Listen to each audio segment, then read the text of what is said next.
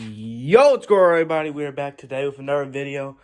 Today we are going to talk about some big news that's happened over the weekend and all that. We're going to touch the two big topics floating around the sports world of Juwan Howard punch, which we'll get into that, and we'll also talk about the dunk contest, how to make it better, what's wrong with it, and then we'll talk about Matt Luke. Reason we're talking about him is because that's Georgia offensive line coach, former Ole Miss head coach, stepping down. So we'll see what we can do. Okay, first on to the Juwan Howard punch. You know, it doesn't really matter what the situation is. Unless someone is throwing a punch at you, you have no right, absolutely no right to punch somebody. I don't care what they do. You can be mad about the time. It doesn't matter, man. You don't punch people. That's ridiculous. I guess it wasn't a punch; it was a slap. But same thing. Well, I guess it's not. But yeah. So if you don't know the full situation, basically, Juwan Howard, he ran a full court press, on defense with 15 seconds to go. They were down by 14. So if you don't know what that is, or you don't watch basketball or something like that, basically what that is where everybody is right up on the other side of the court to try to cause a turnover or whatever. So in doing that, Greg Gard, the Wisconsin head coach, he called a timeout. He moved the ball up the half court because to make it easier for his team to just run the clock out and all that. Okay, so next, they're shaking hands, right? You know how that goes. Good game, good game. Thank you, sir. Great team, all that. Okay, no, but Greg Gard, he's shaking all their hands. Juwan Howard tries to walk past them in the handshake line.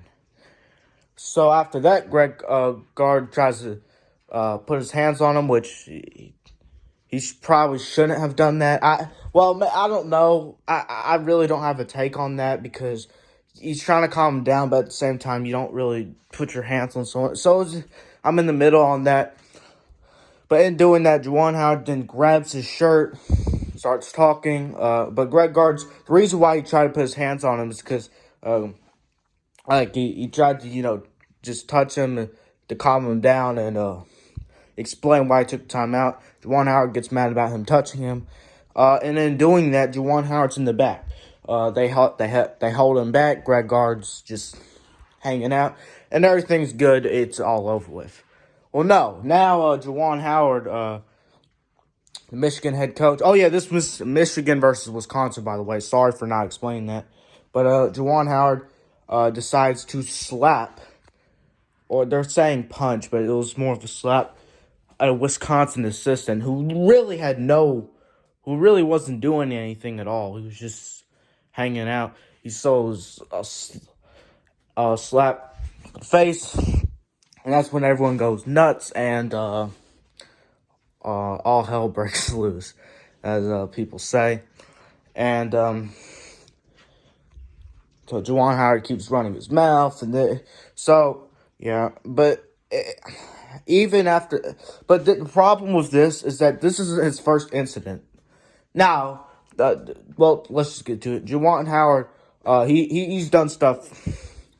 Well, no, he hasn't done this stuff before. This is the first time he's ever punched someone, or slapped someone. But this is the first. He's gotten ejected from multiple games, multiple technical. He just got ejected versus Iowa on a Thursday. So, literally, Michigan's the game before Wisconsin. So, he's done a lot of stuff like this before. He might be a good coach, but great recruiter especially. You can't do stuff like this, though. I mean, even Woody Hayes, 5-time national champion, he was fired because he punched a Clemson player. If you don't know about that. And that happened in the 70s. And if you're getting fired in the 70s from that, then there's definitely a likely chance that you can get fired now. The difference, though, is that he slapped an assistant. Woody Hayes punched a player, which is a little bit of a difference because Juwan Howard would have punched a player. It's also a difference between how he did it. Woody Hayes threw a punch. Juwan Howard as a slap. So it's a little bit of a difference as well. It's also a difference that it's a player and a coach. I don't know. Is he going to get fired from this? This is a very interesting topic. Obviously, Bobby Knight, he's done stuff like this before. Indiana coach. He's thrown a chair across the floor. So he's done stuff like this before. He also did that stuff before it was modern time. But eventually that got him fired too. You know, Woody Hayes had a history of doing that before. The punch, attacking cameraman and stuff. Juwan Howard's had a history of not physical violence. You can't get away with physical violence anymore. You can maybe have one incident, and that's about it. But he's had a lot of verbal confrontations, which are that's what happens in most fights nowadays. And he's had a lot of ejections and technical. So, that stuff. Obviously, Michigan is trying like they're on the edge for the making March Madness. If not, they've basically secured themselves an NIT spot. If they just finish, they play 3 ranked teams as well: Ohio State, Michigan State, Illinois. So as long as they don't I think they got to beat one of those teams. Well, maybe they don't. But point is, they're probably going to make NIT. March Madness, though, straight up, that's a question. Now, this punch is not going to affect them in their March Madness. They're still the same. The only thing that might be affected is Juwan Howard himself, the man who punched, the Michigan head coach, which could eventually affect Michigan's play because he's been coaching them all year and all that, so Big incident, though. Big Ten's investigating. Michigan's athletic director already apologized to Wisconsin's athletic director, Chris McIntosh.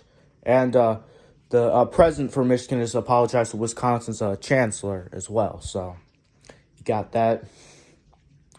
Juwan Howard didn't apologize to nobody, though. He just basically said it wasn't his fault and he was protecting himself. He wasn't protecting himself. He was at the back. And I might pull up a video of it as well. I probably did earlier in the video. So, you got that deal. And craziness. I'll say that for the very least. But, big win for Wisconsin as well. Though Wisconsin's probably going to make March Madness and Michigan, we'll see. All right, going on to the next topic. The dunk contest. We've probably just seen the worst dunk contest in NBA history. And a big problem with it is that basically all the dunks almost have all been done. Creativity's left. So, but on top of that, players are just missing a lot of dunks now. But I think it's this particular dunk contest, and I'm going to be honest with the reason why.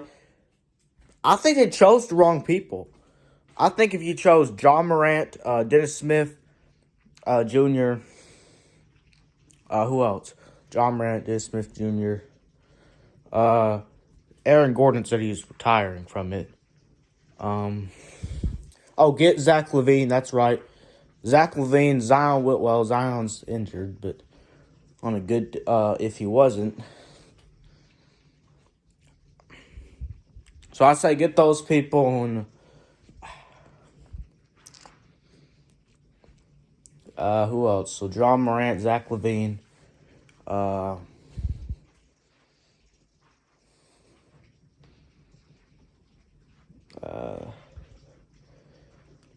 if he's still healthy, well, no. But yeah, we'll add a fourth person then. There, John Morant, Zach LaVine. Get Zion Williamson next year if he's healthy. And also get Dennis Smith Jr. But I think they chose the wrong people. Jalen Green, okay. The Jalen Green, I'm not mad at that. He really disappointed. That was his fault. That was a good pick by the NBA. He just messed up. Cole Anthony, I don't think he should have been there.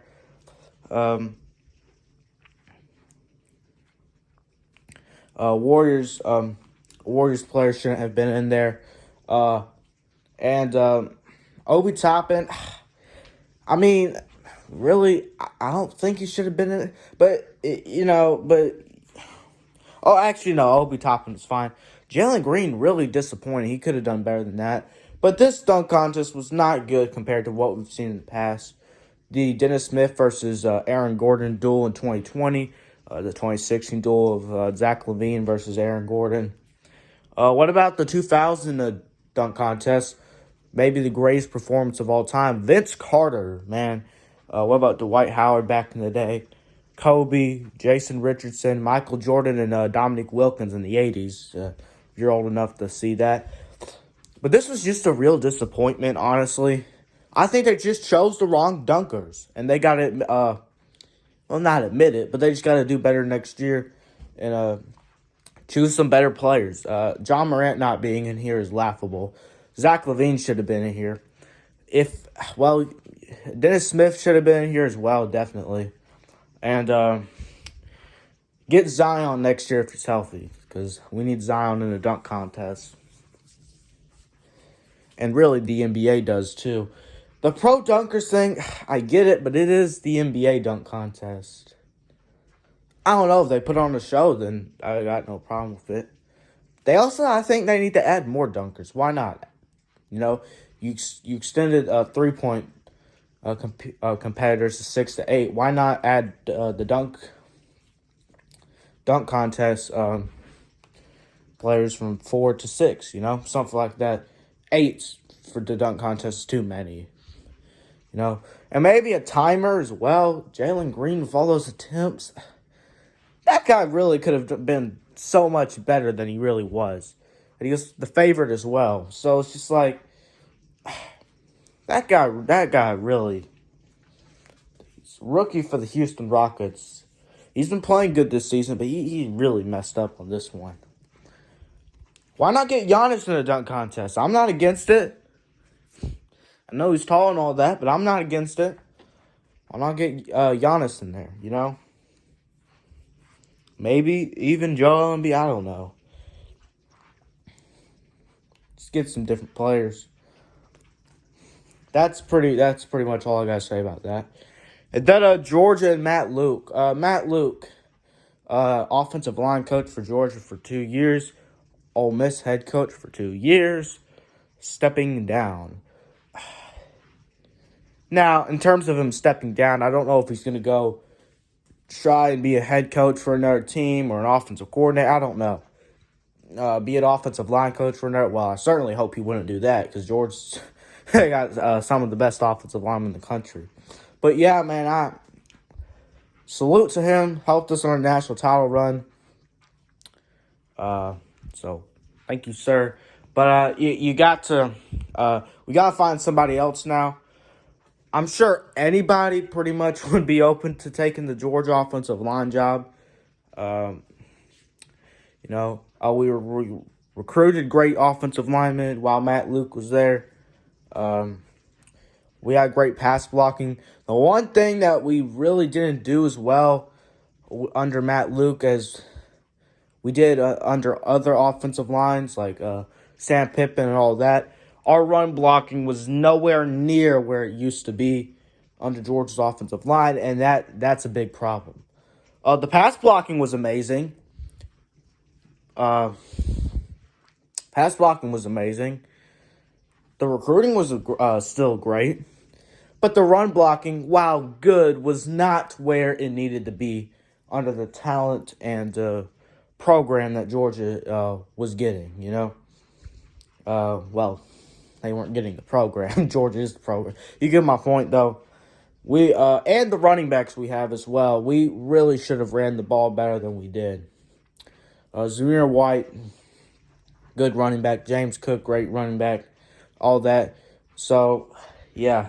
With the running backs we have, we really should have ran the ball better. With the talent we have, we really should have ran the ball better. Yes, we ran the ball great. But a big reason of that was because of our running backs. And also, I mean, with the running backs we had and all of that, we really could have been top of the SEC. We did rush around for 200 yards per game, so maybe I'm overreacting a bit, but I really didn't see us as dominant run blocking as we have in years past. Just my opinion, though. We ran the ball great in the second half, though, against Alabama. So, I don't know. Maybe we just didn't try. Or I don't know. But we didn't look as dominant running the ball as we have in years past. And, maybe Georgia's still great running the ball. We just weren't top tier. I don't know. I'm overreacting a little bit, maybe. Running block, but I do stand by what I said. The run blocking wasn't as dominant as it was in years past.